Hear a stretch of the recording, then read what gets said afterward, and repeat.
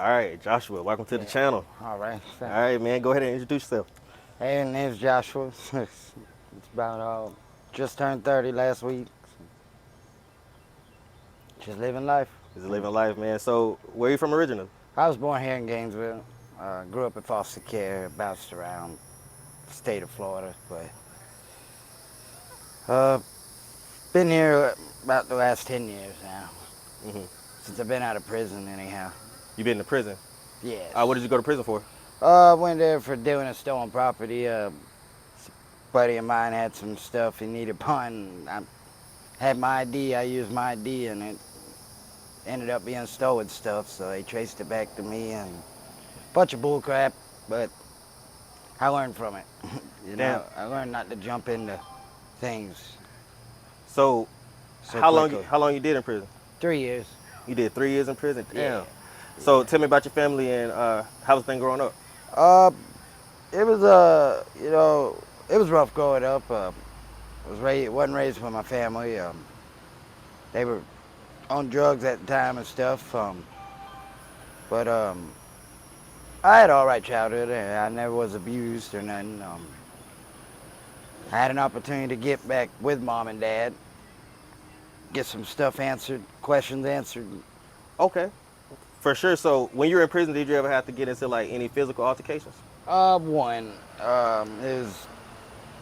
wasn't really that bad, but I was given the message, if you get in a situation like that, it's best just to fight.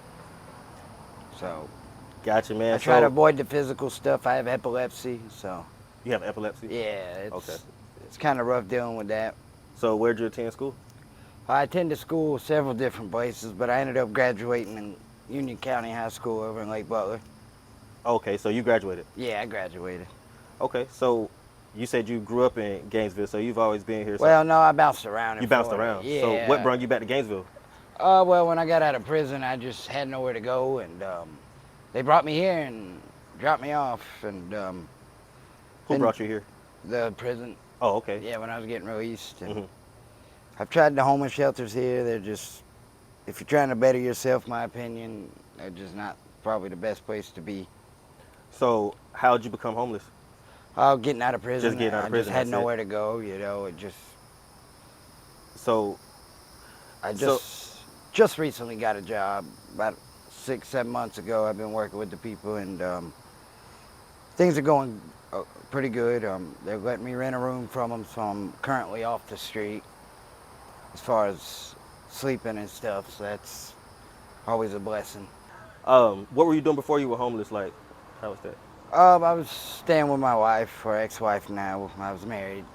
So you had a family. Yes. So You got kids? one daughter. How old is your daughter? She's 13. Gotcha.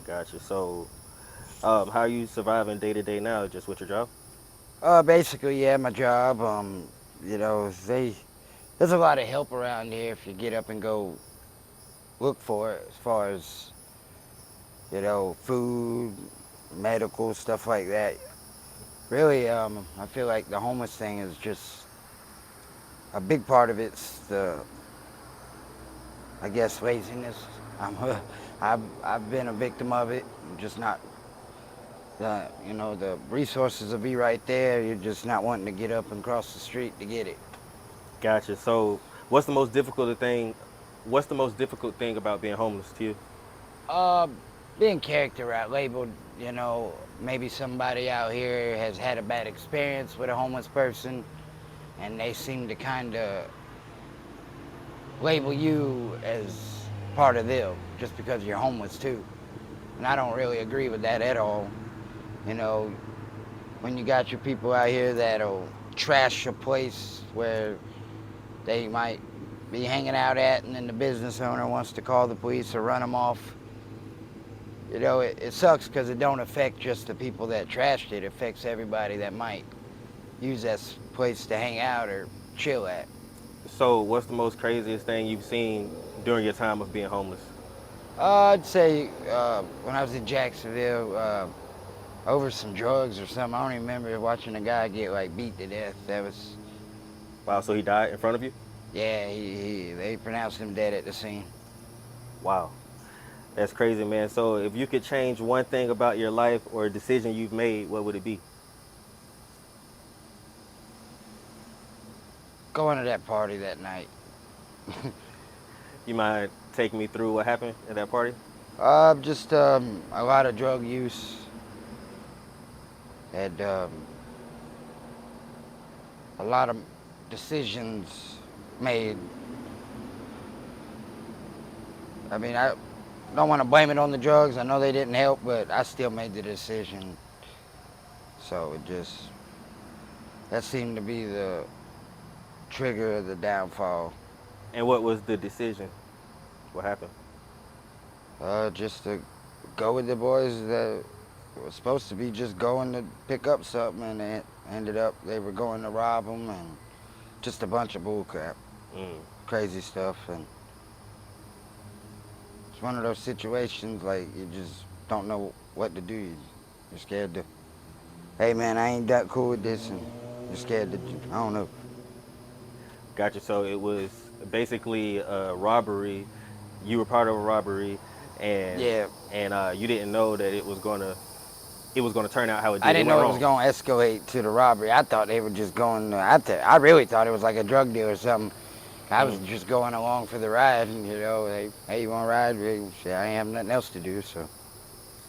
damn. So, what are your future goals, man?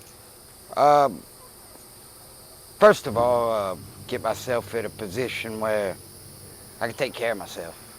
I mean, I'm not saying I don't appreciate help or take advantage or use help when it's offered, but at the end of the day, being able to do something yourself builds a, I guess, sense of confidence. Just boosts that. And it's like, hey man, if I can help myself, then that gives me better opportunity to help somebody else. For sure, that's understandable, man. So, anything you want to say to the viewers that's watching this video before we end it? Um, just anybody that's looking at this, just whatever you're going through, know that you're not the only person going through it. And there's people that go through worse things. I'm homeless, but hey, there's people that are homeless that have to worry about being molested, I guess, because they're women.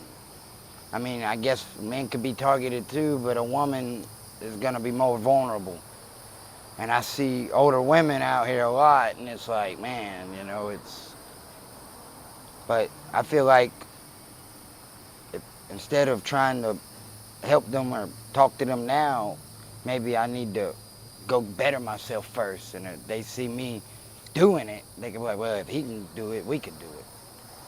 And I might not be able to inspire them by talking to them, but if I go do that, put my foot in the door and get it done, maybe my action will inspire them. Who For sure, knows? for sure.